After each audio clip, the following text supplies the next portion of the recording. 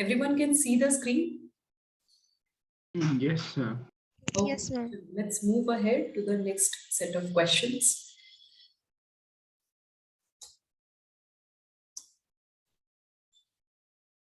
Ma'am 13 का B. Okay.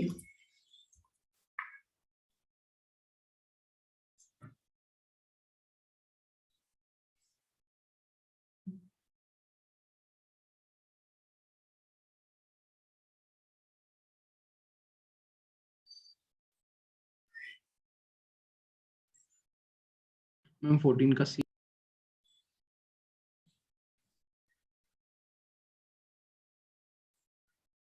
Ma'am 15 का B.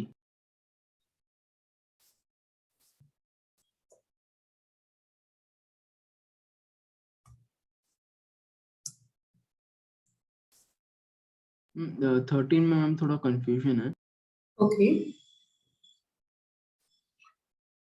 Anyone else? किसी को और कोई आंसर लग रहा है? Let me check chat also.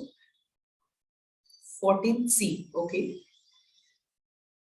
14 तो अभी हमने डिस्कस कर लिया थोड़ी देर पहले ही. नियासिन उसमें प्रेजेंट है NADP में और NAD में भी, और जो नियासिन है that is nothing but vitamin B3. Question number 13, 15, इसके अलावा कोई और ऑप्शंस लग रहे हैं? जिनको भी डाउट है क्वेश्चन नंबर 13 में उनके लिए the right answer here is C, which is myosin. क्यों? अब यहाँ पे आपको दूसरे चैप्टर का इंफॉर्मेशन याद करना है. मायोसिन स्ट्रक्चरल प्रोटीन तो है, मसल फाइबर्स में मोस्टली कॉन्ट्रैक्टाइल प्रोटीन है मायोसिन, बट चलो कॉन्ट्रैक्टाइल तो एक्टिव भी है, तो इसमें बाकियों में क्या अलग है, तो एक चीज हो गई. दूसरा, अगर आपको स्ट्रक्चर याद होगा तो आपको मैंने कहा था जब हम चैप्टर पढ़ रहे थे लोकोमोशन की बुक से, आपका एक्टिन एंड मायोसिन का डायग्राम नोटिस करो. मायोसिन में एक एक्टिव साइट होता है, हेड एंड टेल रीजन्स होते हैं. जो हेड रीजन होता है that is the main location for ATP activation और एटीपी बाइंडिंग साइट. याद आ रहा है कुछ? Yes yes ma'am. Double helical structures contractile protein के देखे थे हमने, जिसमें कि मायोसिन के हेड पे एटीपी बाइंडिंग साइट होता है, which is the activation site. की कॉन्ट्रैक्शन को एक्टिवेट करना सबसे पहले मायोसिन शुरू करता है. वो एनर्जी तो चाहिए ना, ताकि उनके एंडोप्लाज्मिक रेटिकुलम से कैल्शियम डिफ्यूज आउट हो सके सेल से, मैट्रिक्स में आए. इस पूरी चीजों के लिए एनर्जी चाहिए. वो एनर्जी सबसे पहले लाने का काम मायोसिन करेगा. That's why I told you that time. Diagram को ध्यान से देखना. सो इस टाइप के क्वेश्चंस आ सकते हैं.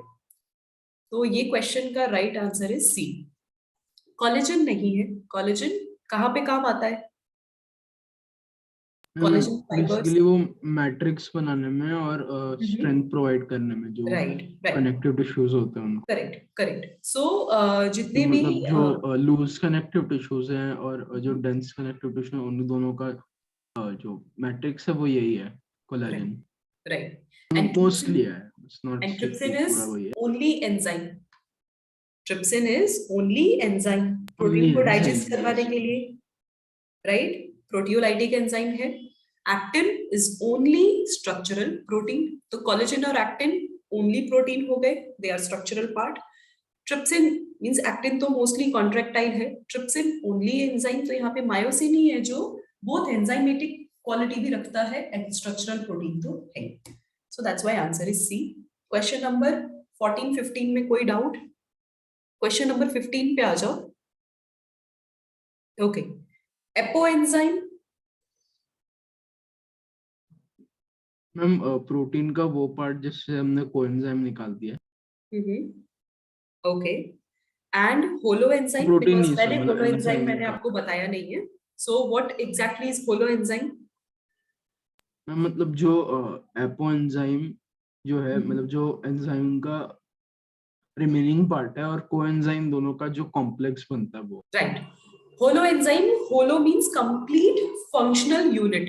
यानी एंजाइम जो है, जब मेन प्रोटीन पार्ट यानी apoenzyme is the protein part, coenzyme is the main other functional group, organic molecule, कोई भी ऑर्गेनिक कंपाउंड जो आपस में कंबाइन हुए. अब ये दोनों जब कंबाइन होंगे, ये एक एक्टिवेटेड यूनिट के बन जाएंगे जो आगे फंक्शन करेंगे. So that is the होलोएंजाइम.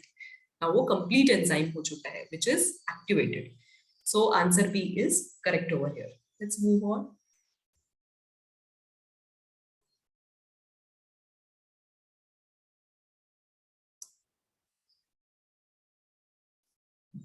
Ma'am 16 का डी, 17 का बी, 18 का डी, 18 का डी, यस Okay, मैम 18 का B लग रहा है. Ma'am D D D D Okay, so 17 B and 18 D.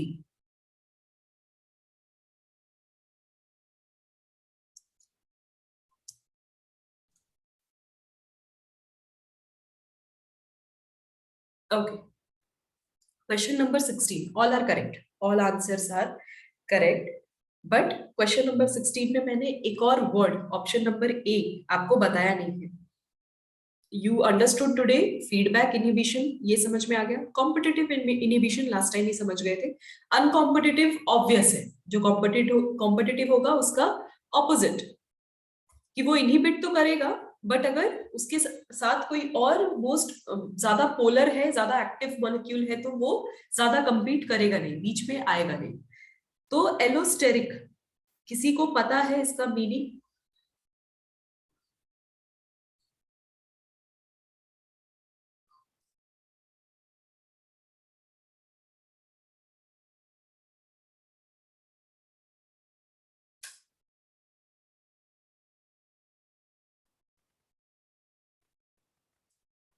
Sixteen का answer is correct, but allosteric का मीनिंग?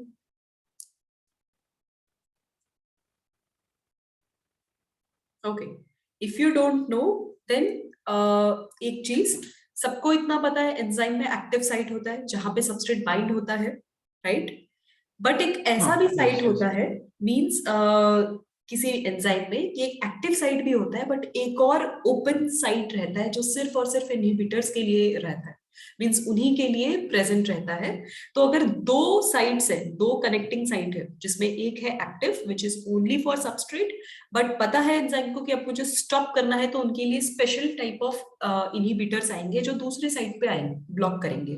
तो अगर वो लग चुका है, तो even though active site open रहेगा, बट स्टिल सबस्ट्रेट बाइंड होगा, तो वो काम नहीं कर पाएगा. बात समझ में आई? What I am trying to explain? हाँ यस मैम. ओके, ये फेनोमेनन एलोस्टेरिक इनहिबिशन है. Right. Let me explain you in more better way. थोड़ा डायग्रामेटिक रिप्रेजेंटेशन से मैं आपको एक्सप्लेन कर देती हूँ. मैम बट जो नॉन कॉम्पिटिटिव इनहिबिशन है वो भी तो यही होता है. नॉन कॉम्पिटिटिव इनहिबिशन में दो साइट नहीं होते. बाकी जो तीन एग्जांपल्स थे उसमें सिर्फ एक ही साइट है जहां पे या तो इनहिबिटर बाइंड करेगा, नहीं तो आपका मॉलिक्यूल सबस्ट्रेट बाइंड करेगा. बट यहाँ पे क्या हो रहा है, यहाँ पे है दो साइट्स. कैसे है, I try to make you understand कि एग्जैक्टली मैं क्या कह रही हूँ. दिस इज योर एंजाइम, ये आपका एंजाइम है. अब एंजाइम का एक है active site, this site is active. जो ब्लू कलर का मॉलिक्यूल बनाया है दैट इज योर सबस्ट्रेट. ये हो गया एक्टिव साइट. यहाँ पे एक और मैंने सबस्ट्रेट, एक और साइट बनाया है which is the allosteric site. तो वो जो इनहिबिटर होता है, दिस इज द सबस्ट्रेट, और ये है इनहिबिटर. तो ये दोनों इसके साथ बाइंड होगा अगर ये इनहिबिटर नहीं है. If this is not present, suppose in any condition, तो आगे इनका कॉम्प्लेक्स बनेगा और वो एक्टिविटी कंटिन्यू रहेगी. रिएक्शन जो है वो कंटिन्यूड रहेगा, प्रोडक्ट फॉर्मेशन. बट अगर वो चीज आ गई, अगर ऐसा कंडीशन हुआ कि दिस इनहिबिटर इज प्रेजेंट, तो ये इससे बाइंड कर जाएगा ऑफ कोर्स. तो regardless of this site is open, but ये बाइंड कर चुका है, तो आगे कोई भी फंक्शन नहीं होगा. मतलब यहाँ पे सबस्ट्रेट के लिए जगह तो है, बट एंजाइम का एक्टिविटी इसने, इनहिबिटर ने ब्लॉक कर दिया. सो दैट्स व्हाई इसको बोलते हैं एलोस्टेरिक इनहिबिशन. ये बात समझ में आई अभी?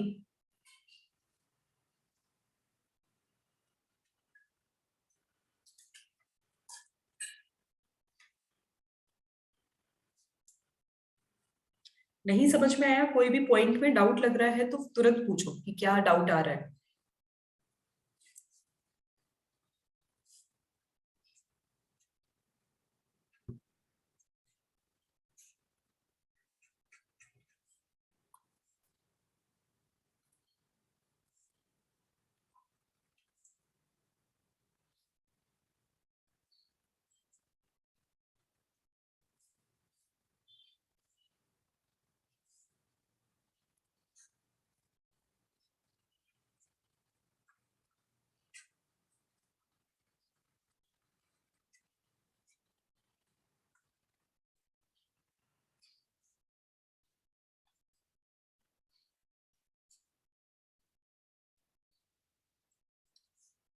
Okay, I prepare one diagrammatic representation second condition का. Can anyone tell me difference क्या है फर्स्ट और सेकेंड कंडीशन में? मैम फर्स्ट कंडीशन में जो सबस्ट्रेट है और जो इनहिबिटर है वो दोनों की जो साइट है, बाइंडिंग साइट, वो डिफरेंट है. और सेकंड केस में दोनों की जो बाइंडिंग साइट है वो सेम ही है. राइट, तो ये कौन सा है फर्स्ट कि वाला, हमारा? हाँ, ये यस, सेकंड वाला इज कॉम्पिटिटिव इनहिबिशन. सेकेंड में कॉम्पिटिटिव होगा. इसमें या तो वो एंजाइम इनहिबिटर जो होगा या तो कॉम्पिटिटिव होगा या तो नॉन कॉम्पिटिटिव भी हो सकता है. मैंने बस उसका स्ट्रक्चर सबस्ट्रेट की तरह सेम रखा है ये दिखाने के लिए कि एक ही लोकेशन होता है जहां पे या तो सबस्ट्रेट बाइंड करेगा या तो इनहिबिटर, दोनों में से कोई एक. या तो वो कॉम्पिटिटिव होगा, मैम नॉन कॉम्पिटिटिव होगा या पर फिर फिर नॉन कॉम्पिटिटिव में क्या होता है मैम, वो पूछा. राइट. नॉन कॉम्पिटिटिव में क्या हो रहा है, एंजाइम इज देयर बट वो कभी सबस्ट्रेट से कंपीट नहीं करेगा. जब तक सबस्ट्रेट पूरी तरीके से खत्म नहीं होता तब तक इनहिबिटर भी अपनी एंट्री नहीं करता. फीडबैक के केस में क्या होता है, इनहिबिटर्स की जरूरत ही नहीं होती क्योंकि इनका एंड प्रोडक्ट जो होता है वो ही एक्ट कर जाता है, वहां पे बाइंड कर जाएगा. It will somehow attach itself to the activation site और उनको ब्लॉक कर देगा. नॉन कॉम्पिटिटिव में इनहिबिटर इज देयर बट वो अपने टर्न का वेट करता है rather than interfering in the reaction. But competitive में क्या होता है, इट डजंट मैटर कि रिएक्शन कंप्लीट हुआ या नहीं हुआ. जब तक वो इनहिबिटर प्रेजेंट रहेगा वो सबस्ट्रेट के साथ कंपीट होता रहेगा. तो कुछ एंजाइम सबस्ट्रेट के साथ रिएक्ट करेंगे तो कुछ एंजाइम इनहिबिटर के साथ भी कर देंगे. तो वहां पे हमेशा रेट ऑफ रिएक्शन फ्लक्चुएट होता रहता है. डिफरेंस समझ में आया इनमें और इनमें? जो वर्ड का यस लिटरल यस. मीनिंग है वही एग्जैक्टली उनका फंक्शन भी है. तो लिटरल मीनिंग क्या है कंपटीशन का, 2 से 3 लोग क्या है आपस में भिड़े हुए एक ही पोजीशन है और 2 से 3 लोग कंपीट कर रहे हैं एक दूसरे के साथ कि मैं बेटर हूं, मैं बेटर हूं. That is your competition. Non competition अगर हो गया या कोई भी माहौल नहीं आपके क्लासरूम में, कंपटीशन का मतलब everyone is satisfied where they are. उनको कोई लेना देना नहीं है कि सामने वाला क्या कर रहा है. जब उनका टर्न आएगा they will take the chance, नहीं आएगा they won't bother. That is the non competitive inhibitor. Feedback क्या हो रहा है कि whatever action happened because of the enzyme substrate complex, तो उनकी वजह से एंड में जो प्रोडक्ट बना वो स्ट्रक्चरली वैसा ही होता है कि वो एंजाइम के एक्टिव साइट पे फिट हो सके. तो वो फिट होगा तो अपने आप एंजाइम का एक्टिविटी ब्लॉक हो जाएगा. सिर्फ एलोस्टेरिक ही है जो थोड़ा अलग है क्योंकि ये ऐसे एंजाइम्स होते हैं जिनके पास 2 बाइंडिंग साइट्स होते हैं. One is the usual active site जहां पे सबस्ट्रेट बाइंड कर रहा है और अपना यूजुअल रिएक्शन कंटिन्यू कर रहा है. बट एलोस्टेरिक साइट एक ऐसी जगह है जहां पे इनहिबिटर स्पेशली वो उनकी जगह होती है. तो जब तक वो इनहिबिटर यहाँ से बाइंड नहीं होता तब तक वो रिएक्शन स्टॉप नहीं होता. और अगर एडवांस में ही एलोस्टेरिक इनहिबिटर वहां पे बाइंड है तो सबस्ट्रेट कितना भी हो, कितने भी प्रेजेंट हो, वो रिएक्शन आगे कैटलाइज नहीं हो पाए. That is the difference. Okay,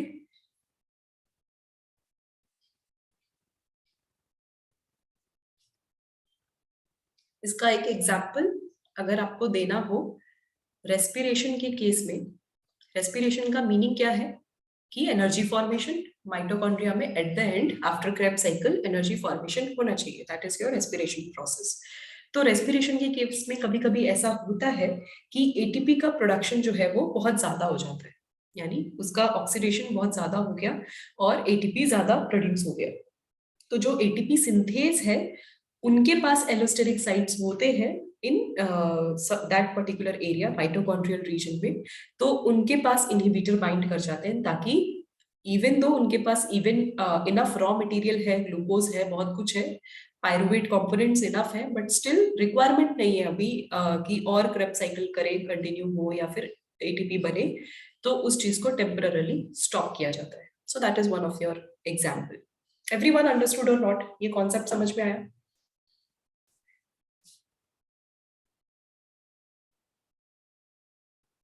Any doubt?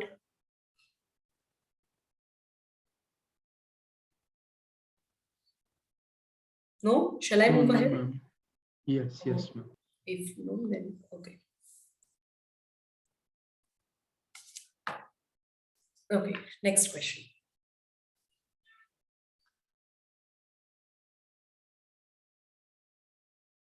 Ma'am 19 का बी.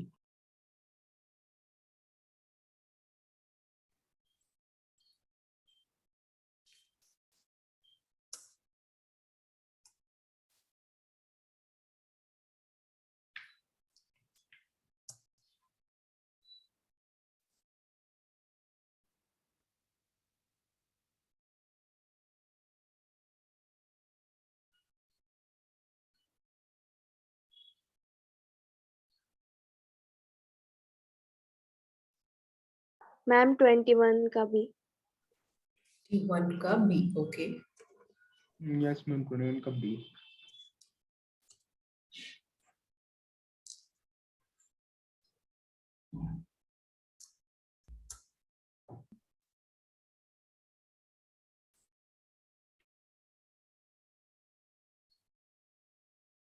मैम 20 का D.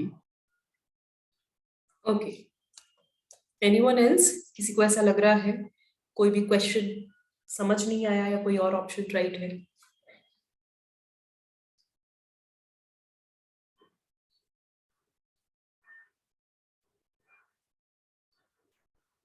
All are correct, all the options are correct. Question number 20 समझ में आया?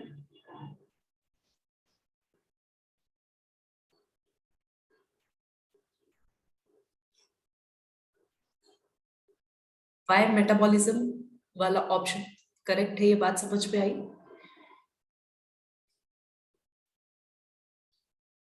यस।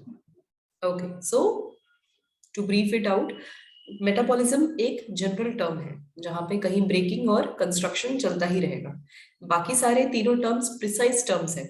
अगर आप देखो तो वहां पे जरूरी नहीं कि हमेशा हर चीज प्रेजेंट हो। इवन तो एंजाइम एक्टिव होगा तो जरूरी नहीं कि कभी वाइटामिन्स होंगे, कभी हॉर्मोन्स होंगे या नहीं होंगे।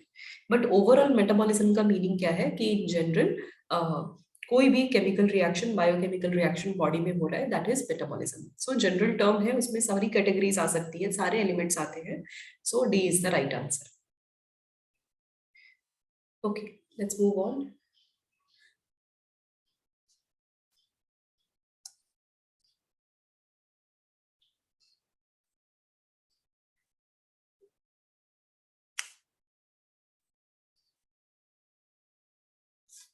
मैम एक बार प्रीवियस स्लाइड दिखाओ ना मैम।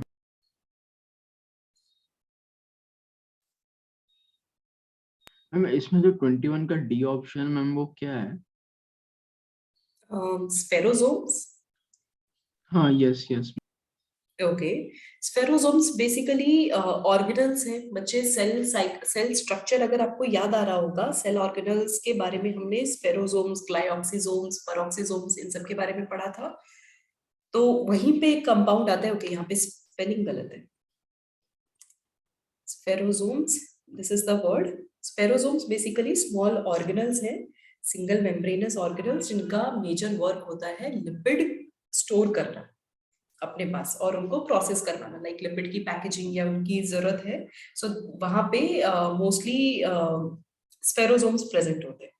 तो स्फेरोसोम्स या फिर कह लो ओनली प्लांट्स में प्रेजेंट है, if I am not wrong, only in plants.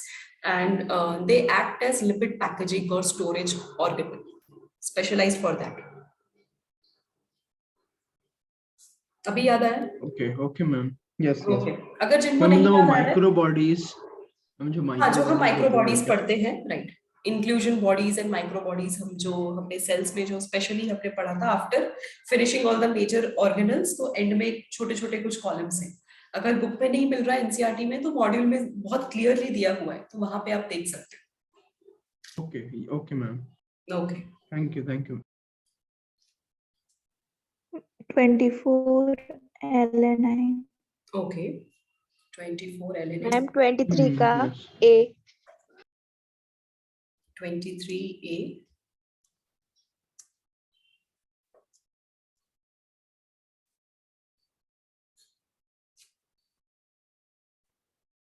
Ma'am 22 का डी। 22 का डी।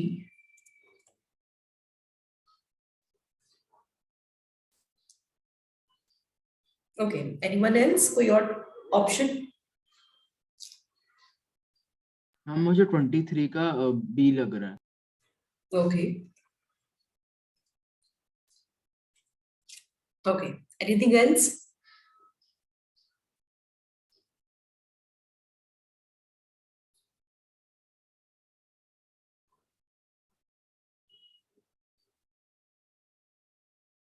नहीं मैम 24 का डी है ना मैम। 24 का, ओके, डी।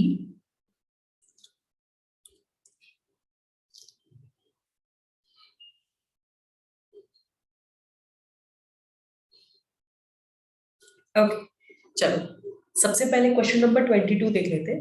पूछ रहे हैं which is a reducing sugar. Reducing sugar का मीनिंग क्या हुआ? रिडक्शन, रिएक्शन तो समझते हो रिडक्शन।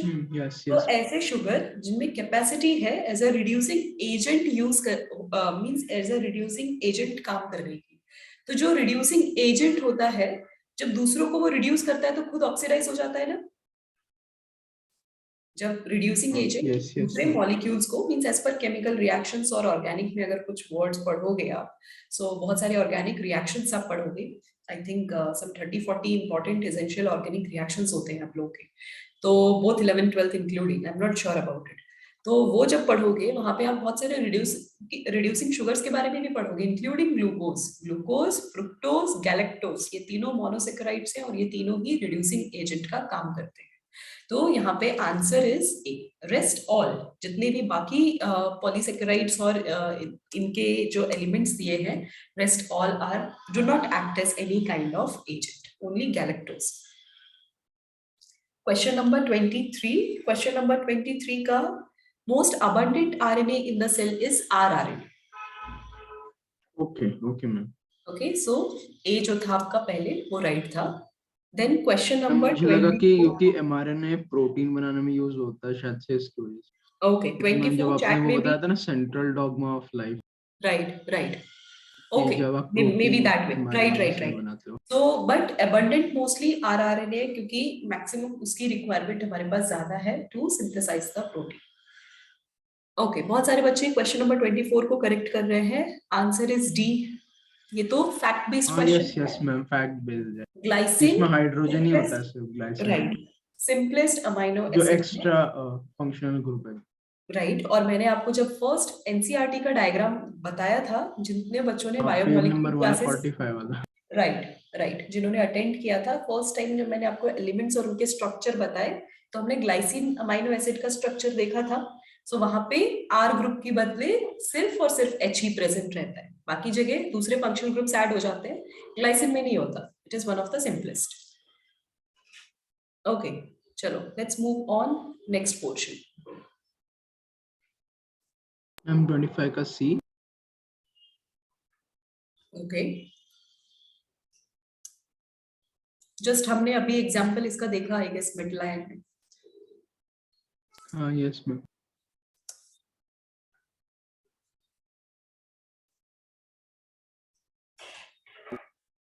Alpha helix 26। इसमें 26 का डी लगा। Okay,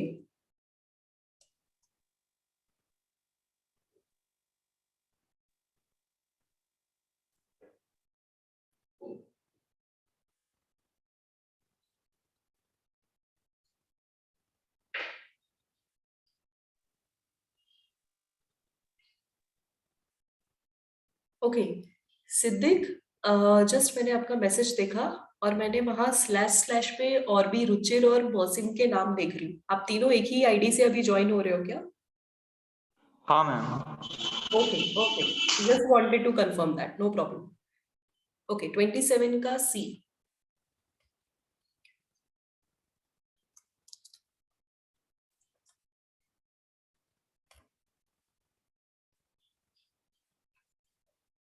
okay, anyone else? ऐसा लग रहा है कि कोई और ऑप्शन? 27 बच्चे नेम बेस्ड है, सो द आंसर इज करेक्ट। मैं अभी बता रही हूँ। 25 और 26 जो है इनमें से कोई doubt?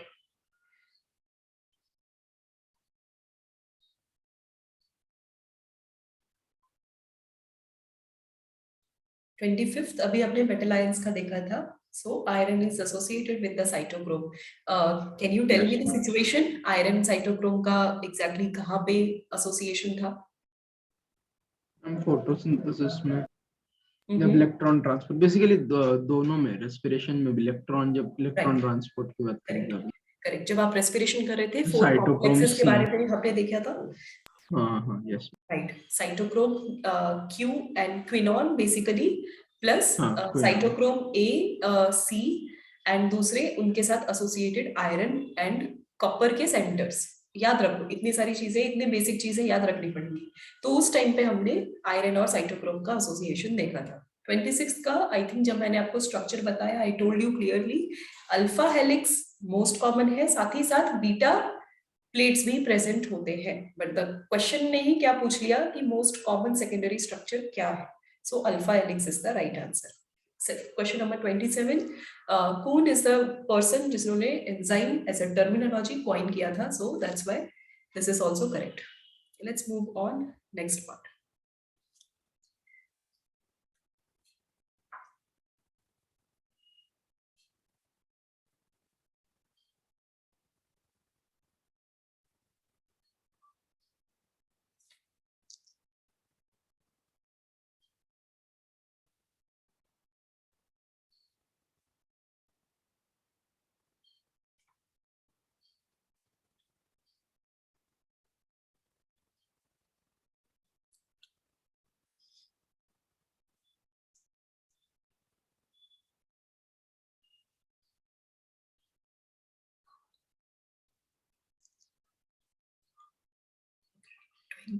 Snehal is saying 28C.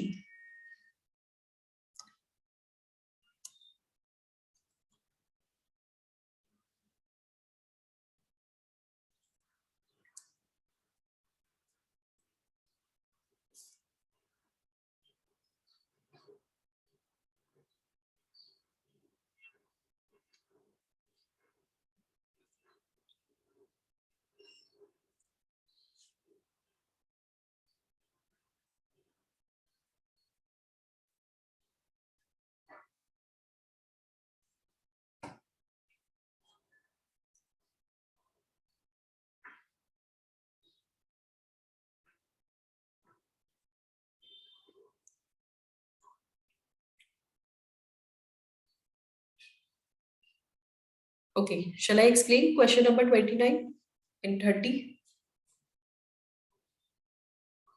Okay, 29C.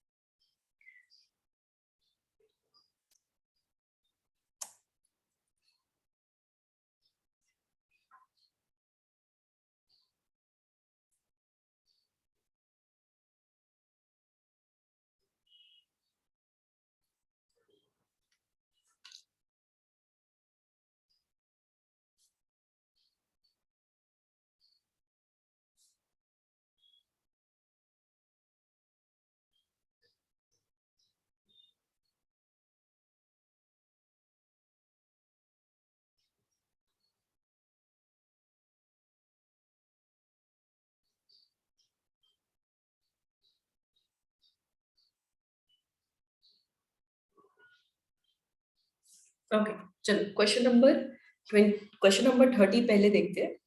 पूछ रहे हैं high content of triglycerides are found in, so the answer over here is D, chylomicrons. कुछ याद आ रहा है ऐसी वर्ड कहाँ पे सुने थे हमने? यस यस मैम, डाइजेशन में जब अब्सॉर्ब Right. किया था. Right, exactly. कौन सा एब्जॉर्प्शन, कौन से कॉन्सेप्ट पे? Fat absorption. ठीक हाँ, है, yes, जब yes, फैट को, फैटी एसिड्स को फाइनली इंटेस्टाइन से ब्लड वेसल्स में पास करवाना होता है, तो वहां पे ड्रेनेज के लिए इंस्टेड ऑफ ब्लड हम लिम्फ सिस्टम या उनके लिम्फेटिक वेसल्स को यूज करते हैं. और मिमिक करवाने के लिए काइलोमाइक्रॉन्स एक्चुअली कैरियर्स का काम करते हैं, which form a myself formation, यानी सेंटर में फैट ग्लोब्यूल रहेगा और उसके आजू बाजू काइलोमाइक्रॉन्स उसको सराउंड कर लेंगे.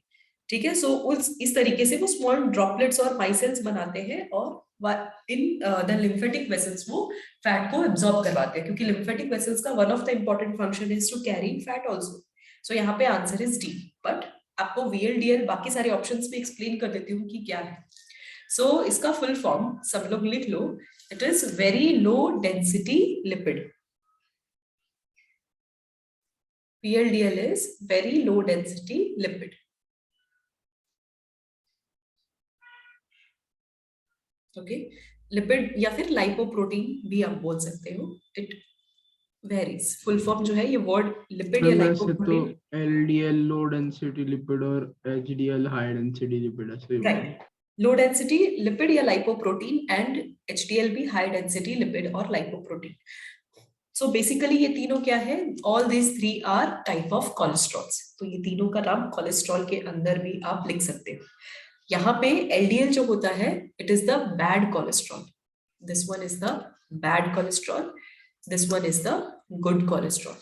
ऐसा क्यों होता है? क्योंकि जो लो डेंसिटी कोलेस्ट्रॉल है, उसकी डेंसिटी लो होने की वजह से अगर उसका अमाउंट ज्यादा हो गया तो वो जो आपके ब्लड वेसल्स है ना, उनके वॉल्स में जाके स्टिक हो जाते हैं, ये प्रॉपरली एक जगह से दूसरी जगह मूव नहीं कर पाते, और नहीं होने की वजह से इनका ब्लड में मिक्सिंग नहीं हो पाता, और उसकी वजह से जो आर्टरीज है स्पेशली वो चोक हो जाती है, और उसकी वजह से स्ट्रोक आता है या हार्ट अटैक आता है।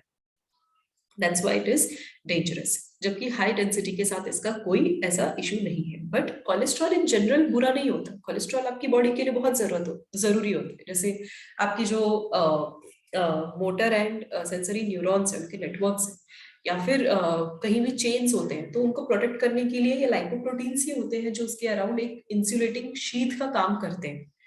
तो जिन बच्चों का न्यूरल चैप्टर हो चुका है, न्यूरॉन्स की स्टडी कर चुके हैं, वो माइलिन शीथ, माइलिनेटेड, और उसके ऊपर लाइपोप्रोटीन की लेयरिंग होती है। I think you must be remembering that. Yes yes तो मैम। वो क्यों होता है? उनको इंसुलेशन बेसिकली वो प्रोवाइड करना श्वान बहुत, सेल्स होते हैं जो न्यूरोग्लिया का टाइप है, राइट और राइट वो बनाते हैं माइलिन शीथ। करेक्ट, ताकि ओवरऑल कोई भी मैसेज या इलेक्ट्रिकल इंपल्स जो है वो स्ट्रेट लाइन में मूव कर सके, जो भी उसका हाँ पाथ यस मैम। डेविएट ना हो। So for that kind of Yes, function deviate. Cholesterol is very important. But ये ध्यान रखना पड़ता है कि जो ट्राइग्लिसराइड कॉम्प्लेक्स आप यूज कर रहे हो, कंज्यूम कर रहे हो, वो किस तरीके से कितने अमाउंट में ले रहे हो, that amount should be balanced. That's why LDL को हम बैड कोलेस्ट्रॉल बोलते हैं। So this is related to question number 30। Okay, any doubt in any of the questions?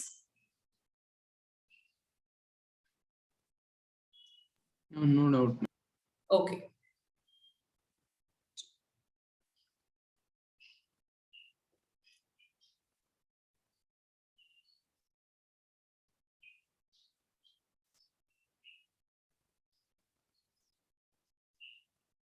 Ma'am 31 का फोर्थ वन मतलब D. Okay,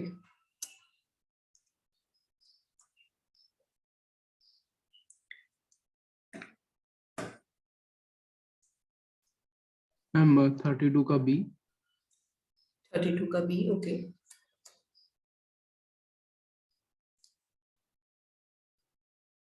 okay, this is your last set of question. इसके बाद बाकी सारे questions somewhere around 15 या 17 questions और होंगे, that will be the homework for everyone. Homework okay ma'am. Yes, question number 33. Ma'am B लग रहा है। ए में Okay, A. मैम बी लग रहा है 33 का। Okay,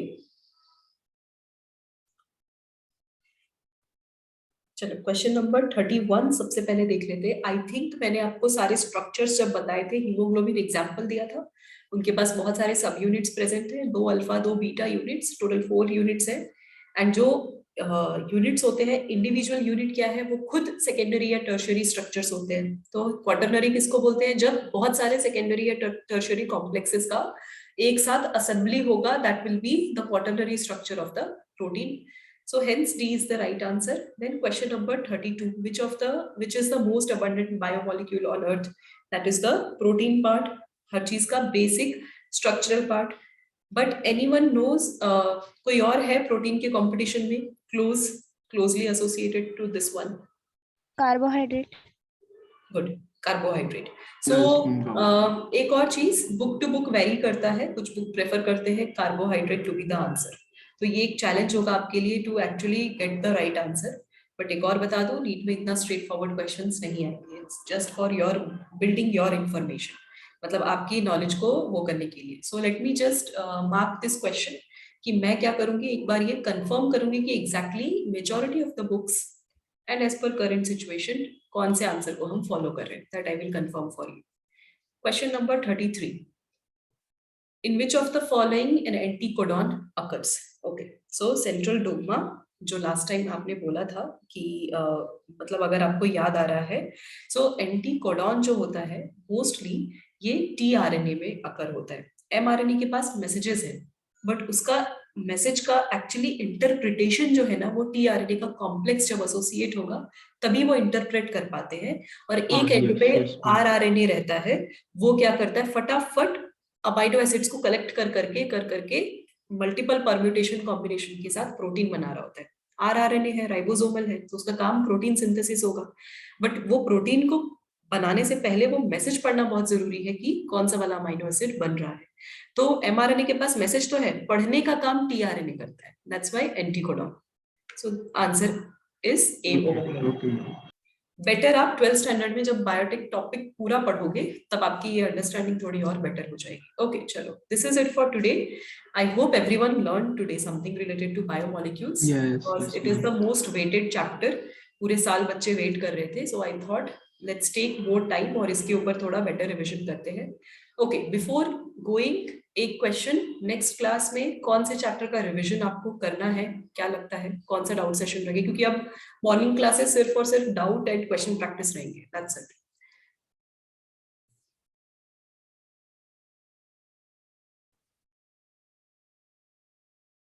यस मैम, हम जब जो इवनिंग क्लासेस हैं उसमें जब हमारा वो जो टॉपिक है जो रिवीजन चल रहा था वो खत्म हो जाएगा तो आप जो अभी कर रहे हो वही कंटिन्यू करेंगे क्या?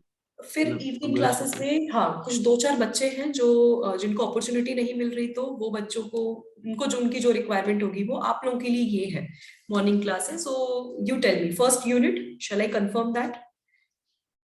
First unit, first 4 chapters? क्या? हाँ पूरे फर्स्ट यूनिट या फर्स्ट 2 चैप्टर? हाँ यस मैम, 1 और 2 चैप्टर्स। ओके, बाकी बच्चे भी मैसेज मी, इससे पहले कि सेशन आउट हो जाए, जस्ट मैसेज मी आप लोगों का जो भी मींस आपका जो भी मेन चैप्टर है, तो फर्स्ट चैप्टर से हम फिर से रिवीजन मॉर्निंग सेशन में स्टार्ट कर देते हैं। ओके, बाकी कुछ होगा, कुछ और एक्स्ट्रा आपके थॉट्स होंगे, then you can WhatsApp whatever you are thinking. चलो, 1 and 2 everyone prepare, collect your doubt, see you next time, bye everyone, take care।